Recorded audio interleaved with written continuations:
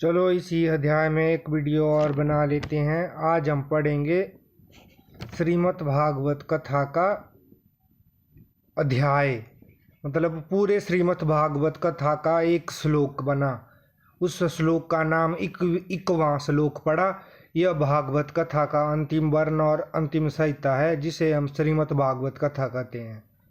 न नारी जयति न जयति माँ, हरण्य निशुंभ्य गौरी जयति, फलम इदाया नाचो न गाधिर्हुसम्स।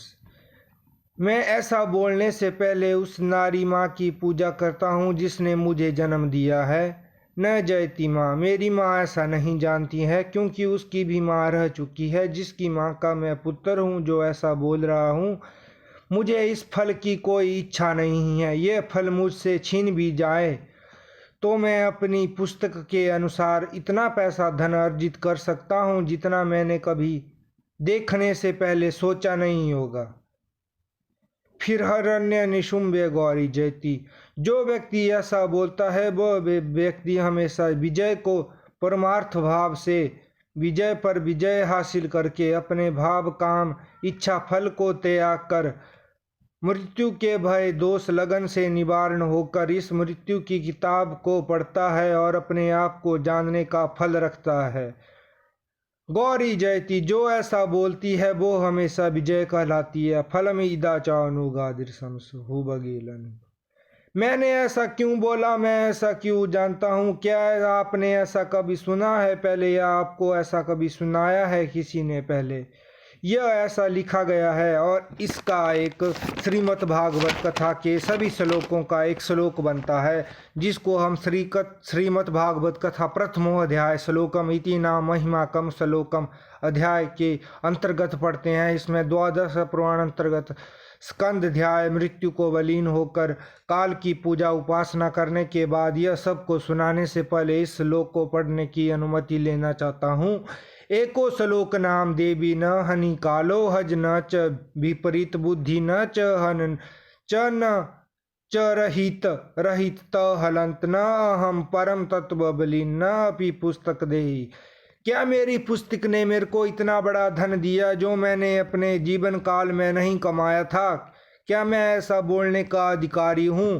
कालो हज, क्या मैं चलकर भी धन कमा सकता हूँ? क्या मैं देवी का मंदिर बना के भी धन कमा सकता हूँ? क्या मैं हर एक अक्षर को पढ़कर धन कमा सकता हूँ? पुस्तक मुझे ऐसा बोलने का अधिकार देती है, परंतु अकाल वश मृत्यु के हवस में आकर प्राणी उस परम तत्व बलीन में होकर मृत्यु की खोज में चला जाता है और वह भली भांति मृत्यु के भय से वर्णित होकर एको श्लोको नाम देवी न श्लोको हनि कालो हज न च विपरीत बुद्धि न च हन न च न रहित न अहम परम तत्व बलीन न अपि पुस्तक देहि। इस श्लोक को पढ़ लेता है गलती से और उसे विजय को प्राप्त होने से कोई नहीं रोक सकता। इसमें लिखा गया है कि कहा गया है कि लिखने से पहले कहा गया है कि त्रिगुणिटी पुस्तक है जो कि काल की उपासक देवी है। इस पुस्तक में लिखा गया है जो इस पुस्तक को पूरी तरह से मृत्यु से पहले पढ़ पाता है लेकिन वो जान नहीं पाता है। इसमें स्तम श्लोक का वर्णन किया गया है। न फलम वैकुंठे इति कम भवति षष्टम विद्या न फलाना राम इति नाम स्तोत्रम। मेरा नाम निशांत है, यह एक श्लोक है। उस श्लोक का नाम वैकुंठ पद प्राप्ति है। इति श्लोकम नाम, इस श्लोक का नाम द्वादशम पुराण अंतर्गत 9वां श्लोक है। इस श्लोक को 2 वर्णों में विभाजित तथा रहित किया गया है। इस श्लोक में कहा गया है, अगर मेरा दिल धड़कता है तो सुनता कौन है? अगर वो ऊपर सूर्य परमात्मा विलीन परम तत्व है, वो सुबह होती है तो उसको देखता कौन है? उसकी रेट फ्रीक्वेंसी कौन डिक्लेयर करता है? उसको यह देता कौन है? वो कहाँ रहता है? वो कहाँ का स्थायी निवासी है? यह जानते हुए भी मैंने इस श्लोक को पढ़ लिया। मैं अपनी वाणी को विराम देते हुए अपनी उत्तल पुस्तिका में देखता हूँ, श्रीमद् भागवत कथा को सुनाने की अनुमति चाहता हूँ। और मैंने अपने इस पुस्तिका में पूरे कितने 29 श्लोक 26 श्लोकों का वर्णन मिलता है और 21 श्लोक लिखे हुए हैं, जिसमें से 3 द्वादश पुराण अंतर्गत श्लोक है। उसको अभी तो 20वां श्लोक है। न किंचित यदा च न किंचित न च च यदा किंचित चन यदा किंचित कालो भवाम त्रिकालो दर्शयम न च देहि देहि अहम न दीनाति अहम देहि। क्या दिन मुझे सर्वस्व जानने का अधिकार देता है? क्या मैं समय से पहले ऐसा कमा सकता हूँ? इस समय के दोष भय मृत्यु दोष लगन निवारण के अंतर्गत मैंने चौथा श्लोक पढ़ा। प्रथमोध्याय नाम इति नाम स्तोत्रम। यह चौथे श्लोक को प्रथम श्लोक कहा गया है क्योंकि परिवार की मृत्यु होने के बाद व्यक्ति को अकारणवश हवसलीन के होने के कारण व्यक्ति को मृत्यु का श्राप लग जाता है, जिसके कारण वो 17वें श्लोक को पढ़ने की अनुमति से पहले चौथे श्लोक को पढ़ता है। इसमें कहा गया देहि न देहि, क्या मैं ऐसा देता हूँ अपने आप को या नहीं देता हूँ। फिर इसमें 9वें श्लोक का वर्णन किया गया है। ते रक्षाम गृहे ते पूजा कालो युगम संभवती न च किंचित फलम त्रम न च किंचित भवति। त्रम का संस्कृत से वर्णन लिया गया है। इसमें कहा गया है कि मैं अपने आप को जानने के से पहले विद्वान बनना चाहता हूँ। चतुर्थम ब्रह्माणि न च रुद्राणि इति वाक्यताम इति उपरोक्तम एक्साइज नाम विद्या देहि। क्या ऐसा बोलने से पहले मुझे इस पुस्तिका पर लिखने का ऐसा हक था? क्या मैंने कमाया हुआ धन अपना पूरी जिंदगी में भली भांति सही रूप से अर्जित और वर्ण किया उसका क्या मैं ऐसा जान सकता हूँ? तो जानने की इच्छा रखने से पहले मैं आपको सुना देता हूँ जो मैंने लिखा हुआ है और कमाया हुआ है।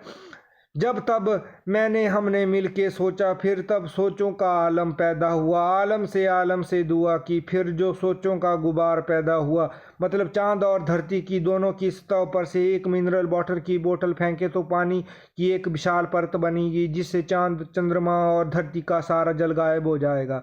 गुबार ने तन्हा होकर अपने आप से पूछा, दोनों का एक गुबार बना। उनसे आपस में पूछा कि चंद्रमा पर गरीबी हो, धरती पर अमीरी हो तो हम कहाँ जाएंगे?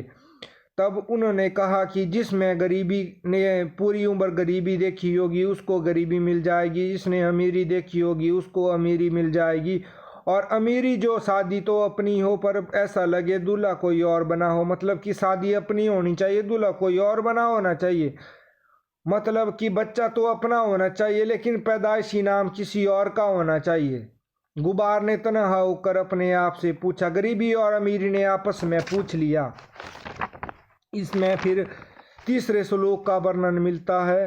न किंचित यदा चन किंचित च न च यदा कि चिंतन न च न यदा किंचित कालो भवाम त्रिकालो दर्शयम न च देहि यह दिनाति यम न देहि।